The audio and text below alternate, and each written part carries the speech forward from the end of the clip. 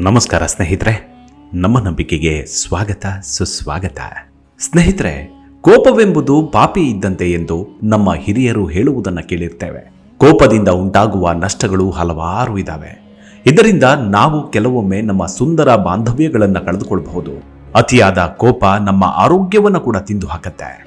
ಕೋಪದಿಂದ ದೇಹಕ್ಕೆ ಹಲವು ದುಷ್ಪರಿಣಾಮಗಳು ಇರ್ತವೆ. ಕೋಪ ಬರುವುದು ಪ್ರತಿಯೊಂದು ಮನುಷ್ಯನಿಗೂ ನೈಸರ್ಗಿಕವಾದ ಪ್ರಕ್ರಿಯೆಯೇ ಆದರೂ ಕೋಪ ಬಂದಾಗ ದೇಹದ ಒಳಗೆ ಇಟ್ಟುಕೊಂಡು ಕೊರಗುವುದಕ್ಕಿಂತ ಅದನ್ನ ದೇಹದಿಂದ ಹೊರಕ್ಕೆ ಹಾಕುವುದು ಒಳ್ಳೆಯದು ಎಂದು ಹಲವರು ಹೇಳುವುದನ್ನು ಕೇಳಿರ್ತೇವೆ. ಹೌದು, ಇದು ನಿಜವಿರಬಹುದು. ಕೋಪ ಬಂದಾಗ ಮನಸ್ಸಿನಲ್ಲಿ ಇಟ್ಟುಕೊಳ್ಳುವುದಕ್ಕಿಂತ ಅದನ್ನ ಹೊರಗೆ ಹಾಕುವುದು ಒಳ್ಳೆಯದೇ. ಆದರೆ ಕೋಪವೇ ಬರದಂತೆ ಅಭ್ಯಾಸ ಮಾಡಿಕೊಳ್ಳುವುದು ಇನ್ನೂ ಉತ್ತಮ. ಕೋಪ ಬಂದಾಗ ನಮ್ಮ ರಕ್ತವೇ ಕುದಿಯುವುದಕ್ಕೆ ಶುರು ಮಾಡುತ್ತೆ. ನಮ್ಮ ದೇಹದ ಬಹುತೇಕ ಸೂಕ್ಷ್ಮ ಜೀವಕೋಶಗಳು ಸತ್ತು ಹೋಗ್ತವೆ. ಓರ್ವ ಸಾಮಾನ್ಯ ಅಸಾಮಾನ್ಯನಾಗಿ ಬದಲಾಗ್ತಾನೆ. ಕೋಪ ನಮ್ಮನ್ನ ಮತ್ತೊಂದು ಹಂತದಲ್ಲಿ ನಿಲ್ಲಿಸಿ ಬಿಡುತ್ತೆ. ಅಷ್ಟಕ್ಕೂ ಕೋಪ ಹುಟ್ಟುವ ಮೂಲ ಯಾವುದು? ಕೋಪವನ್ನ ನಿಯಂತ್ರಣದಲ್ಲಿಟ್ಟರೆ ಆಗುವ ಅನುಕೂಲಗಳೇನು? ಕೋಪ ನಿಯಂತ್ರಿಸುವುದೇಗೆ ಅನ್ನೋದನ್ನ ಇವತ್ತಿನ ಸಂಚಿಕೆಯಲ್ಲಿ ನೋಡೋಣ. ಅದಕ್ಕೂ ಮುನ್ನ ನಮ್ಮ ನಂಬಿಕೆಗೆ ನಿಮ್ಮ ಬೆಂಬಲವಿರಲಿ. ಸ್ನೇಹಿತರೆ, ಕೆಲವರಲ್ಲಿ ಕೋಪ ಬಂದ ಕೆಲ ಸಮಯಗಳಲ್ಲಿ ಸಾಮಾನ್ಯರಂತೆ ಆಗ್ತಾರೆ. ಆದರೆ ಮತ್ತೆ ಕೆಲವರಿಗೆ ಈ ಕೋಪವನ್ನ ನಿಯಂತ್ರಿಸುವುದಕ್ಕೆ ಬಹಳ ಕಷ್ಟಪಡಬೇಕಾಗತ್ತೆ. ಕೋಪ ಯಾವುದೋ ಸಣ್ಣ ವಿಷಯಕ್ಕೆ ಆಗಿರಬಹುದು, ಆದರೆ ಅದರ ಮೂಲಕ ಆರಂಭವಾಗುವ ಜಗಳ, ಹೊಡೆದಾಟ ಕೆಲವೊಮ್ಮೆ ಬಹಳ ದೊಡ್ಡ ಹಂತಕ್ಕೆ ಹೋಗಿ ಇದು ಸಂಬಂಧಗಳಲ್ಲಿ ನಕಾರಾತ್ಮಕ ಪರಿಣಾಮವನ್ನು ಬೀರುತ್ತೆ. ಕೇವಲ ಸಂಬಂಧಗಳಲ್ಲಿ ಮಾತ್ರವಲ್ಲದೆ ನಮ್ಮ ಆರೋಗ್ಯದ ಮೇಲೂ ಸಾಕಷ್ಟು ನಕಾರಾತ್ಮಕ ಪರಿಣಾಮಗಳು ಕೋಪದಿಂದ ಉಂಟಾಗ್ತವೆ.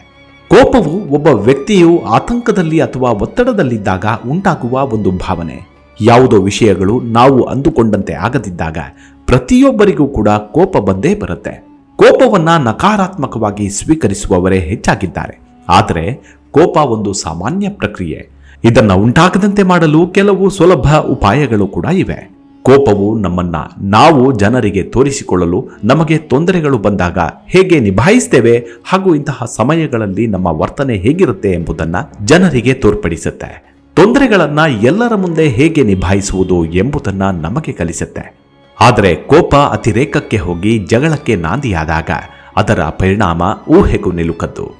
ಆದ್ದರಿಂದ ಕೋಪದ ಮಟ್ಟವನ್ನ ನಿಯಂತ್ರಣದಲ್ಲಿಟ್ಟುಕೊಳ್ಳುವುದು ಬಹಳ ಮುಖ್ಯವಾಗುತ್ತೆ. ಹಾಗಾಗಿ ಕೋಪಕ್ಕೆ ಕಾರಣಗಳು ಹಾಗೂ ಕೋಪವನ್ನ ತಡೆಗಟ್ಟುವುದು ಹೇಗೆ ಎಂಬುದನ್ನು ಗಮನಿಸಿದರೆ ನಮ್ಮ ಮನಸ್ಸಿಗೆ ಯಾವುದೇ ರೀತಿಯ ಭಾವನೆಗಳು ಅಥವಾ ನಕಾರಾತ್ಮಕ ಯೋಚನೆಗಳು ಬಂದಾಗ ಅವುಗಳನ್ನು ಹೊರಹಾಕಲು ಕೋಪವನ್ನು ಹೊರತುಪಡಿಸಿ ಬೇರೆ ಯಾವುದಾದರೂ ಮಾರ್ಗವನ್ನು ಹುಡುಕಿಕೊಳ್ಳಬೇಕಾಗತ್ತೆ. ನಾವು ಅಂದುಕೊಂಡಂತೆ ಕೆಲಸಗಳು ನಡೆಯದಿದ್ದಾಗ, ಮನಸ್ಸಿಗೆ ಘಾಸಿಯಾದಾಗ ಇದನ್ನ ಹೊರಹಾಕಲು ಕೋಪವೇ ನಮ್ಮ ಸಂಗಾತಿ.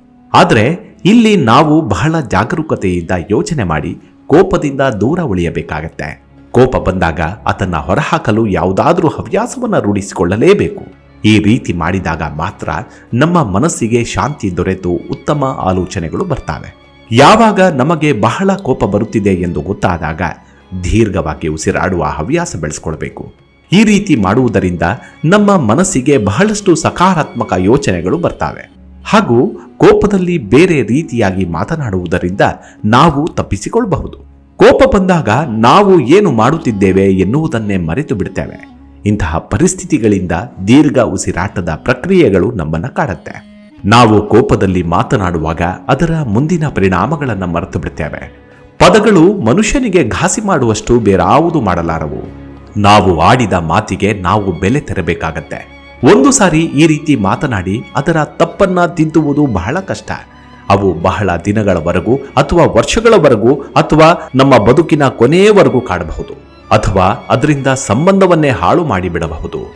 ನಮ್ಮನ್ನ ಅಪರಾಧಿ ಸ್ಥಾನದಲ್ಲೂ ನಿಲ್ಲಿಸಿ ಬಿಡಬಹುದು. ಆದ್ದರಿಂದ ಕೋಪ ಬಂದಾಗ ಬಹಳ ಶಾಂತಿಯಿಂದ ಯೋಚಿಸಿ, ಮಾತನಾಡುವ ಮುನ್ನ ಎರಡೆರಡು ಬಾರಿ ಯೋಚಿಸಿ ಮಾತನಾಡಬೇಕು. ಏನನ್ನಾದರೂ ಮಾತನಾಡುವ ಮೊದಲು ನಾವು ಶಾಂತವಾಗಿಯೇ ಯೋಚಿಸಿ ನಂತರ ಮಾತನಾಡಬೇಕು. ದೇಹಕ್ಕೆ ವ್ಯಾಯಾಮದ ಅಗತ್ಯತೆ ಇದೆ. ವ್ಯಾಯಾಮ ಮಾಡುವಾಗ ದೇಹದಲ್ಲಿ ಹಾರ್ಮೋನ್ಗಳು ಹಾಗೂ ಎಂಡಾರ್ಫಿನ್ ಬಿಡುಗಡೆಯಾಗತ್ತೆ. ಚಟುವಟಿಕೆಯಿಂದ ಸಕಾರಾತ್ಮಕವಾಗಿ ಖುಷಿಯಿಂದ ಯೋಚನೆ ಮಾಡುವಂತೆ ಮಾಡುತ್ತೆ. ಇದರಿಂದ ಒತ್ತಡಗಳು ಕಡಿಮೆಯಾಗಿ ಕೋಪ ಬರುವುದು ಕೂಡ ಕಾಲಕ್ರಮೇಣ ಕಡಿಮೆಯಾಗುತ್ತಾ ಸಾಗತ್ತೆ. ನಂತರ ನಮ್ಮ ಒತ್ತಡ, ಆತಂಕಗಳನ್ನು ದೂರ ಮಾಡಿಕೊಳ್ಳಲು ಹಾಗೂ ಕೋಪದ ಪರಿಸ್ಥಿತಿಗಳಿಂದ ಹೊರಬರಲು ಧ್ಯಾನವು ನಮಗೆ ಉತ್ತಮ ವೇದಿಕೆ. ಧ್ಯಾನವು ನಮ್ಮನ್ನ ಶಾಂತವಾಗಿರುವಂತೆ ಕಾಪಾಡುತ್ತೆ. ನಮ್ಮ ಆಲೋಚನೆಗಳನ್ನು ನಿಭಾಯಿಸಲು, ನಮ್ಮ ನಿರ್ಧಾರಗಳನ್ನು ಬ್ಯಾಲೆನ್ಸ್ ಮಾಡಲು ಹಾಗೂ ನಕಾರಾತ್ಮಕ ಯೋಚನೆಗಳನ್ನು ದೂರ ಮಾಡಲು ಧ್ಯಾನ ಸಹಾಯ ಮಾಡುತ್ತೆ. ಇಂತಹ ಪರಿಸ್ಥಿತಿಗಳನ್ನು ನಿಭಾಯಿಸಲು ಕೆಲವು ವೈದ್ಯರು ಇದೇ ವಿಷಯವನ್ನು ಆಯ್ದುಕೊಂಡ ತಜ್ಞರು ಇರ್ತಾರೆ. ಅವರು ನಮ್ಮ ಇಂತಹ ತೊಂದರೆಗಳನ್ನು ಸುಲಭವಾಗಿ ಅರ್ಥ ಮಾಡಿಕೊಳ್ತಾರೆ ಹಾಗೂ ಉತ್ತಮ ಪರಿಹಾರಗಳನ್ನು ಕೂಡ ನೀಡ್ತಾರೆ. ಒಂದು ವೇಳೆ ಇಂತಹ ತಜ್ಞರ ಬಳಿ ಹೋಗಲು ಮನಸ್ಸಿಲ್ಲವೆಂದರೆ ನಮ್ಮ ಸ್ನೇಹಿತರು ಅಥವಾ ಕುಟುಂಬದವರ ಜೊತೆ ಮುಕ್ತವಾಗಿ ಚರ್ಚಿಸಿ ಅವರು ಈ ರೀತಿಯ ವಿಷಯಗಳನ್ನು ಹೇಗೆ ತೆಗೆದುಕೊಳ್ಳುತ್ತಾರೆ, ನನ್ನ ಬಗ್ಗೆ ಏನೆಲ್ಲ ತಿಳಿದುಕೊಳ್ಳಬಹುದು ಎನ್ನುವ ಆಲೋಚನೆಗಳನ್ನು ದೂರವಿಟ್ಟು ನಮಗೆ ಸಹಾಯ ಬೇಕೆನಿಸಿದಾಗ ಕೇಳಿ ಪಡೆದುಕೊಳ್ಳಿ.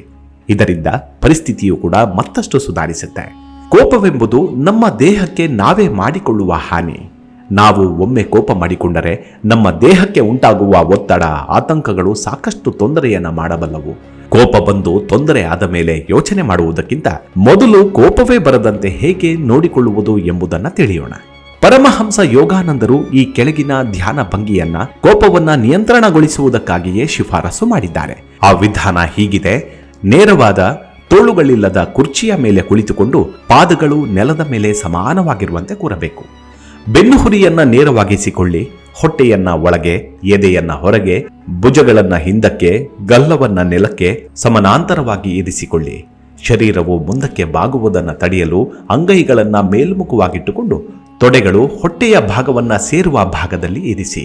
ಸರಿಯಾದ ಭಂಗಿಯಲ್ಲಿ ಕುಳಿತರೆ ಶರೀರವು ಸ್ಥಿರವಾಗಿದ್ದರೂ ಸಡಿಲವಾಗಿರುತ್ತೆ. ಇದರಿಂದಾಗಿ ಒಂದು ಸ್ನಾಯುವನ್ನು ಅಲುಗಿಸದೆ ಸಂಪೂರ್ಣ ಸ್ಥಿರವಾಗಿರಲು ಸಾಧ್ಯವಾಗುತ್ತೆ. ಈಗ ನಿಮ್ಮ ಕಣ್ಣುಗಳನ್ನು ಮುಚ್ಚಿಕೊಳ್ಳಿ ಮತ್ತು ನಿಮ್ಮ ದೃಷ್ಟಿಯನ್ನ ನಿಧಾನವಾಗಿ ಮೇಲಕ್ಕೆತ್ತಿ ಆಯಾಸ ಮಾಡಿಕೊಳ್ಳದೆ ಭ್ರೂಮಧ್ಯದ ಬಿಂದುವಿನಲ್ಲಿರಿಸಿ. ಏಕಾಗ್ರತೆಯ ಸ್ಥಾನ ಮತ್ತು ದಿವ್ಯ ಗ್ರಹಿಕೆಯೇ ಆಧ್ಯಾತ್ಮಿಕ ಚಕ್ಷು. ಆರಂಭಿಕರು ಧ್ಯಾನ ಮಾಡಲು ಗಟ್ಟಿ ನೆಲದ ಮೇಲೆ ಕುಳಿತರೆ ಅವರ ಮಾಂಸಖಂಡ ಮತ್ತು ರಕ್ತನಾಳಗಳ ಮೇಲೆ ಒತ್ತಡ ಬೀಳುವುದರಿಂದ ಅವರ ಕಾಲುಗಳು ಮರಗಟ್ಟುತ್ತವೆ. ಅಂಥವರು ನೆಲದಲ್ಲಿ ಹಾಸಿಗೆಯ ಮೇಲೆ ಅಥವಾ ಮಂಚದ ಮೇಲೆ ಕಂಬಳಿ ಹಾಸಿಕೊಂಡು ಕುಳಿತರೆ ಅವರ ಕಾಲುಗಳಲ್ಲಿ ತೊಂದರೆ ಉಂಟಾಗುವುದಿಲ್ಲ.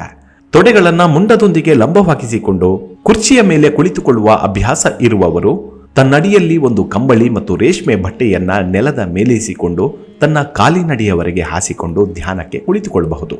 ಇದರಿಂದ ಬಹಳಷ್ಟು ಹಿತವೆನಿಸುತ್ತೆ. ವಿಶೇಷವಾಗಿ ಯುವಕರು ನೆಲದ ಮೇಲೆ ಕುಳಿತುಕೊಳ್ಳಲು ಸಾಧ್ಯವಿರುವವರು ತಮ್ಮ ಕಾಲುಗಳನ್ನು ಮಡಿಸಲು ಸಾಧ್ಯವಿರುವುದರಿಂದ ತಮ್ಮ ಮಂಡಿಗಳು ಸುಲಭವಾಗಿ ಮಣಿಯುತ್ತವೆ ಎಂಬುದನ್ನು ಮನಗಾಣ್ತಾರೆ. ಅಂತಹ ಯುವಕರು ಪದ್ಮಾಸನದಲ್ಲಿ ಅಥವಾ ಅದಕ್ಕಿಂತ ಸರಳವಾದ ಸುಖಾಸನದಲ್ಲಿ ಕುಳಿತು ಧ್ಯಾನ ಮಾಡಬಹುದು. ಪದ್ಮಾಸನದಲ್ಲಿ ಆರಾಮವಾಗಿ ಕುಳಿತುಕೊಳ್ಳಲು ಸಾಧ್ಯವಾಗದಿರುವ ಯಾರು ಕೂಡ ಆ ಭಂಗಿಯಲ್ಲಿ ಕುಳಿತು ಧ್ಯಾನ ಮಾಡಲು ಪ್ರಯತ್ನಿಸಬಾರದು. ಪ್ರಯಾಸದ ಭಂಗಿಯಲ್ಲಿ ಕುಳಿತು ಧ್ಯಾನ ಮಾಡುವುದರಿಂದ ಶರೀರದಲ್ಲಾಗುವ ವೇದನೆ ಮೇಲೆ ಮನಸ್ಸು ನೆಟ್ಟಿರುತ್ತೆ. ಇದರಿಂದ ಕೋಪ ಉಲ್ಬಣವಾಗುವ ಸಮಸ್ಯೆಯೇ ಹೆಚ್ಚಿರುತ್ತೆ. ಧ್ಯಾನವನ್ನು ಸಾಮಾನ್ಯವಾಗಿ ಕುಳಿತೇ ಅಭ್ಯಾಸ ಮಾಡಬೇಕು.